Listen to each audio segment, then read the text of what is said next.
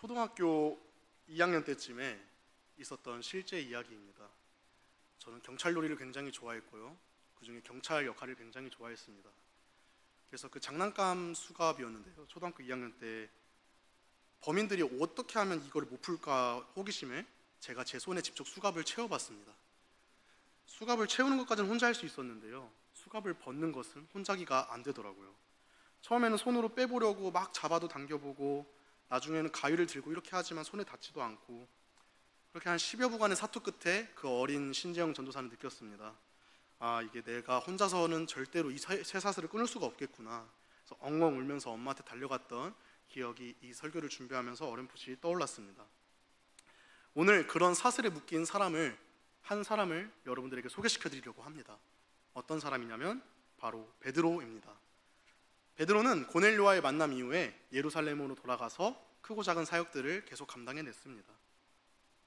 그러던 어느 날 당시 왕이었던 헤롯은 교인들을 몇 명 본보기로 죽이기로 작정을 합니다.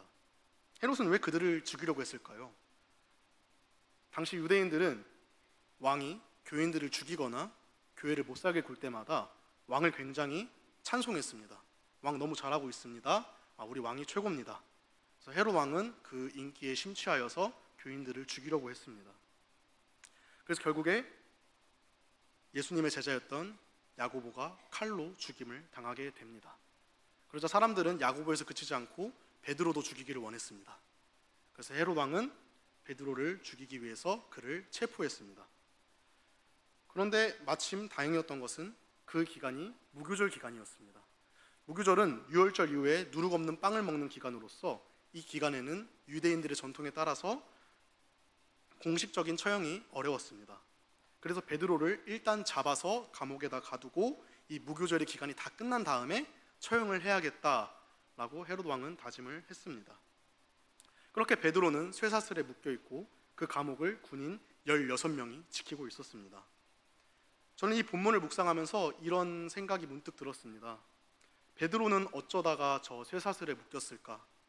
조금 전 말씀드린 초등학교 2학년 신재영 전도사는 제가 호기심에 묶었지만 베드로는 호기심도 아니었고요, 그렇다고 큰 죄를 지은 것도 아니었고요, 오히려 반대로 열심히 고넬료에게 복음을 전했고 또 예루살렘에 돌아가서도 크고 작은 사역들을 감당했는데, 그랬던 베드로에게 왜 무거운 사슬이 생겼을까, 이런 고민이 되었고, 그런 고민을 오늘 설교를 통해서 여러분들과 함께 나눠보고자 합니다. 쇠사슬을 끊는 기도, 첫 번째는 우리가 쇠사슬이 생긴 이유에 대해 함께 알아야 합니다. 사슬을 끊는 기도를 하기 위해서는 우리가 사슬이 생긴 이유에 대해서 먼저 돌아봐야 되는데요, 우리가 고난이라고 하면, 쇠사슬이라는 고난이라고 하면 흔히 하나님의 징계라고 생각할 때가 많은 것 같습니다. 아담과 하와는 선악과를 먹고 어떻게 됐죠? 에덴 동산에서 추방을 당했습니다. 가인은 동생 아벨을 죽여서 징계를 받고, 다윗도 밧세바를 간음하여서 징계를 받았습니다. 그래서 우리의 생각에서는 죄를 지으면 고난이 찾아오는구나 라는 공식이 머릿속에 있습니다. 그러나 죄를 짓지 않았는데도 고난이 찾아온 인물들도 있다는 것을 우리는 알아야 됩니다. 대표적으로 욥은 재산과 건강을 그냥 잃었고요, 예레미야도 하나님의 말씀을 전하자 고문과 감금, 매를 맞았고요, 다니엘과 세 친구들은 우상 숭배를 거절하자 풀무불과 사자굴에 던져졌으며, 오늘의 본문의 베드로 또한 복음을 전했지만 그 결과 쇠사슬이라는 고난에 처하게 되었습니다. 그리고 지금을 살아가는 우리가 신실하게 아무리 살아도 여전히 고난은 찾아올 때가 있습니다. 우리의 삶에도 쇠사슬이 있을 때가 있습니다. 건강의 쇠사슬, 가정의 쇠사슬, 회사의 쇠사슬, 관계의 쇠사슬. 그러나 이 모든 쇠사슬이 반드시 죄의 결과인 것은 아닙니다. 나를 가두는 쇠사슬은요, 오직 하나님의 주권 아래에 있고요, 우리가 다 알지 못하는 그런 이유들이 있는 것이 있습니다. 그래서 쇠사슬을 끊을 때 회개하는 기도는 분명 중요합니다. 가장 먼저 되어야 됩니다. 하지만 중요한 것은 내가 지금 처한 이 쇠사슬이, 이 고난이 내가 이런 행동을 해서 이렇게 됐구나 라고 스스로 진단하고 스스로 단정하는 것은 어쩌면 우리의 모든 것의 주인 대신 하나님의 주권을 인정하지 않게 하는 행위가 될 수가 있습니다. 그래서 나의 쇠사슬은 가장 먼저 하나님께 달려있음을 우리가 알고 시작을 해야 합니다. 오히려 그 쇠사슬은 하나님께서 지금도 나를 포기하지 않고 다루고 계신다는 그 증거가 될 수가 있습니다. 그렇다면 이 사슬을 끊어내기 위해서는 어떻게 해야 될까요? 쇠사슬을 끊는 기도 두 번째는 우리가 바로 뜨겁게 기도를 해야 합니다. 모든 상황은 하나님의 주권 아래 있음을 믿다 보면 이런 생각이 문득 듭니다. 어차피 이 상황 또한 하나님께서 주신 거니까 하나님께서 알아서 해결하시겠지. 모든 것을 하나님께로 인정은 하지만 아무 행동을 하지 않아서는 안 됩니다. 하나님의 주권을 믿는다는 것이 기도하지 않아도 된다는 뜻은 전혀 아닙니다. 우리 오늘 본문 말씀 5절을 보면 이렇게 말씀이 적혀 있습니다. 이에 베드로는 옥에 갇혔고 교회는 그를 위하여 간절히 하나님께 기도하더라. 아멘. 옥에 갇힌 베드로를 위해 교회는 그를 위하여 간절히 기도했습니다. 여러분, 방금 그 간절이라는 단어는요, 언제 또 쓰이냐면요, 예수님께서 겟세마네 동산에 올라가셔서 피땀을 흘리시면서 기도한 그 겟세마네 동산에서 예수님께서 이렇게 말씀하셨어요. 예수께서 힘쓰고 애써 더욱 간절히 기도하시니 땀이 땅에 떨어지는 핏방울 같이 되더라.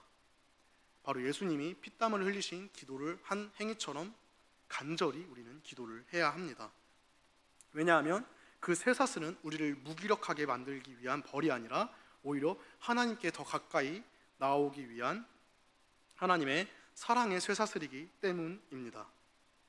또 그렇게 간절한 기도로 우리가 나를 위해서 기도하는 것뿐만 아니라 교회가 베드로를 위해 기도한 것처럼 우리가 서로가 서로를 위해 기도할 때 하나님께서는 그 기도를 간절히 들으시고 하나님께서는 역사하십니다. 쇠사슬을 끊는 기도 세 번째는 기도는 은혜를 기다리는 자리임을 우리가 기억을 해야 합니다. 그렇게 우리가 첫 번째와 두 번째를 통하여서 나의 쇠사슬은 온전히 하나님의 주권 아래 있음을 인정하였고요, 간절히 뜨거운 기도로 나아갔을 때 우리는 종종 하나님의 일하심이 나의 생각 안에 이루어지기를 소망할 때가 있습니다. 하나님, 저에게 이러한 쇠사슬, 이 문제가 있습니다. 이렇게 해결해 주세요. 혹은 이 사람은 이런 방식으로 변화를 시켜주세요. 그런데 하나님께서는 전혀 우리가 상상하지 못하는 방식으로 일할 때가 더 많은 것 같습니다. 그래서 때때로 자신이 기도해놓고 그 응답을 믿지 못하는 일이 벌어지곤 합니다. 바로 베드로를 위해 그렇게 뜨겁게 간절히 기도했던 그 교회가 하나님의 기도 응답을 바라보지 못했습니다. 교회는 베드로를 위해 진심으로 기도했지만 하나님께서는 베드로를 풀어주셨을 때는 그 사실을 믿지 못했는데요, 쇠사슬에서 해방된 베드로는 곧바로 마가의 어머니인 마리아의 집으로 찾아갔습니다. 그러자 여종이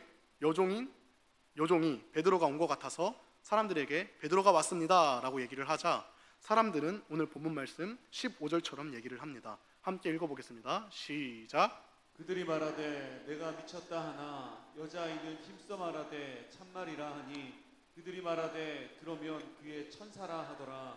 아멘. 아멘. 그들은 베드로의 탈출을 믿지 못했습니다. 간절히 기도했지만 그들의 생각에서는 이런 방법으로는 베드로가 지금 자신들이 있는 곳으로 올 것이라고 상상조차 못한 것입니다. 어쩌면 그들이 기도할 때 베드로는 이렇게 기도했을 수도 있어요. 주님, 총독이 재판에서 석방의 판결을 내려주게 하여 주시옵소서. 그래서 베드로를 무사히 탈출하게 해주세요. 혹은 하나님, 헤롯의 마음을 돌변하게 하셔서 옥에 갇힌 베드로가 자연스럽게 걸어 나올 수 있게 해주세요. 그들은 총독과 헤롯의 마음을 위해 기도했을 수도 있었습니다. 그러나 하나님은 어떻게 역사하셨나요? 하나님은 총독의 마음도 변화시키지 않았어요. 헤롯 왕의 마음도 변화시키지 않았습니다. 하나님은 군인들을 무력화시키고 천사들을 보내어서 쇠사슬을 끊고 철문을 열게 하시는 전혀 다른 방식으로 응답을 하셨습니다. 놀라운 것은 그토록 간절히 기도했던 교회가 정작 기도 응답이 된 그 상황에선 기도 응답이 된 줄도 몰랐다는 그 사실입니다. 여기서 우리는 기도에 대한 중요한 질문을 던질 수 있습니다. 나는 지금 하나님의 뜻을 구하고 있는가? 아니면 내가 원하는 방법과 결과만을 하나님께 강요하고 있는 것은 아닌가? 여러분, 기도라는 것은요, 하나님이 일하시는 방식과 시간까지도 온전히 맡겨드리는 일입니다. 기도하면서 결과를 통제하려는 마음은 하나님의 주권을 인정하는 것처럼 보이지만 실상은 내가 원하는 방식으로 하나님을 움직이려는 은밀한 시도가 될 수가 있습니다. 그래서 우리가 배워야 할 것은 바로 이것입니다. 기도는 뜨겁게 하되 응답은 내 생각이 되지 않을 수 있다는 겸손, 결과보다는 내 뜻이 아닌 하나님의 은혜를 구하는 중심, 기도는 하나님을 설득하는 행위가 아니라 하나님의 뜻 앞에서 나를 열고 내 기대를 내려놓고 그분의 은혜를 기다리는 자리입니다. 쇠사슬을 끊는 기도 마지막 네 번째입니다. 네 번째는 결국 승리하시는 하나님이십니다. 살다 보면 세상은 너무 강해 보이고 하나님은 멀리 있는 것처럼 느껴질 때가 너무나도 많습니다. 오늘 본문인 사도행전의 12장의 상황도 동일합니다. 헤롯 왕은 교회를 공격합니다. 그래서 야고보는 칼에 맞아 죽습니다. 베드로는 감옥에 갇힙니다. 이것을 본 교인들은 어땠을까요? 교인들은 야고보가 죽고 베드로가 옥에 갇힐 때마다 점점 위축되었을 것입니다. 성도들은 두려워하면서 간절히 기도했을 것입니다. 겉보기에는 세상의 권력자인 헤롯이 이긴 것처럼 보였습니다. 그러나 하나님의 시선에서 이것들을 바라봤을 때는요, 별일이 아니게 됩니다. 군사 16명이 감시했지만 베드로를 한 번에 구출시키시고 헤롯의 교만에 그를 단숨에 하나님께서는 죽이십니다. 이처럼 우리 앞에 세상의 권세가 아무리 커 보여도 하나님 앞에서는 한순간 사라질 안개와도 같습니다. 지금 내가 묶인 쇠사슬이 아무리 단단하고 무겁고 끊어질 기미가 내 눈엔 안 보일지라도 오직 하나님께서 승리를 주시고 그 상황 가운데서도 하나님의 말씀을 변치 않아서요, 계속해서 전진하며 하나님의 말씀은 승리합니다. 지금 여러분에게도 끊어지지 않는 쇠사슬처럼 느껴지는 문제가 있을 수 있습니다. 그래서 짧게는 몇 달 동안, 길게는 몇 년씩 기도하고 있는 쇠사슬과 같은 기도 제목들이 있을 것입니다. 그 상황이 너무 거대해서 마치 하나님이 승리하지 못하고 계신 것처럼 느껴질 때도 있습니다. 그러나 오늘 본문 말씀은 우리에게 선포하고 있습니다. 24절 말씀 함께 선포하겠습니다. 시작. 하나님의 말씀은 흥왕하여 더하더라. 아멘. 지금 나의 쇠사슬보다 하나님의 말씀이 더 강력하고 세상의 권력자 헤롯이 교회를 압박하고 헤롯이 결국에 승리하지 못했듯이 오늘 나를 얽매이는 그 어떠한 문제도, 그 어떠한 무거운 쇠사슬도 하나님의 말씀을 꺾는 쇠사슬은 존재하지 않는다는 것입니다. 그래서 사슬을 끊는 기도는 결국 하나님의 이름으로 승리하는 그 은혜를 기다리고 구하고 바라는 것입니다. 이제 말씀을 마치려고 합니다. 사랑하는 성도 여러분들, 지금 여러분의 인생 가운데 어떠한 사슬이 채워져 있나요? 어떠한 사슬이 채워져 있든 간에 그 사슬의 주인이 누구인지를 매 순간 되새겨 보시길 바랍니다. 그 사슬은 우리가 만들어낸 것도 아니고요, 세상이 내게 던진 것 같이 보여도 그 사슬 내에 주권적으로 일하시는 분은 바로 하나님 한 분뿐이십니다. 그래서 우리는 그분을 바라보며 기도를 해야 됩니다. 간절히 기도를 해야 합니다. 뜨겁고 간절한 마음으로 마음을 쏟아부으며 하나님께 부르짖어야 합니다. 지금 내 눈앞의 결과가 아무 변화가 없어 보여도, 응답이 지연되는 것 같이 보여도 우리의 그 뜨겁고 간절한 기도는 결코 헛되지 않습니다. 왜냐하면 하나님께서는 단순히 우리 눈앞에 보이는 결과보다 더 크신 은혜로 응답하시기 때문입니다. 그래서 하나님은 우리가 상상하지 못한 방법으로, 우리가 미처 생각하지 못한 때에 놀랍고 정확하게 응답을 하십니다. 그래서 우리가 결과에만 매이지 않고 은혜를 바라보며 하나님을 신뢰하며 나아갈 때 하나님의 응답은 우리 눈에도 선명히 드러나게 될 것입니다.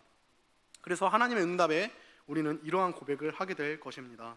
이 모든 일을 하신 분은 주님이셨습니다.